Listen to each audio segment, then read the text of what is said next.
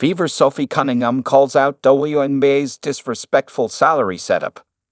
Fever guard Sophie Cunningham was the latest WNBA player to call out the terribly unfair salary setup that players are taught to get used to. There is an uprising brewing in the WNBA, with many backing Minnesota Lynx forward Napheesa Collier for her comprehensively thorough dismantling of Commissioner Cathy Engelbert and the way she's running the association. This appears to be the culmination of all of the women's frustrations over the years, beginning, but not limited to, with their continued fight for a higher salary floor brought forth by getting a bigger chunk of the overall revenue the WNBA is bringing in. On Sunday, it was Indiana Fever guard Sophie Cunningham's turn to say her piece.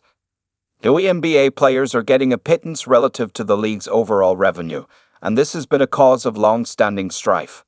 And the Fever sharpshooter couldn't hide her disgust over the fact that, according to the New York Times, WNBA players are bringing in about 7% of the league's overall basketball-related income, BRI, the total farce. I think all of us are in our agreement that our salaries should be tied to the business that we bring in, and it is not at all. It is the most disrespectful percentage that any league has ever seen, Cunningham said on the Show Me Something podcast. In a deep dive from the New York Times, it showed that, had the WNBA players been earning as big of a percentage of the BRI as NBA players did, they could earn a maximum salary of up to $4 million, which is nearly 16 times more than the current supermax salary in the WNBA, at around $250,000 per year. The WNBA is bringing in record levels of revenue, and it's only fair if the players, including Cunningham, the rest of the Fever roster and the WNBA, get what they want. WNBA in a state of chaos as Fever's Sophie Cunningham says her piece.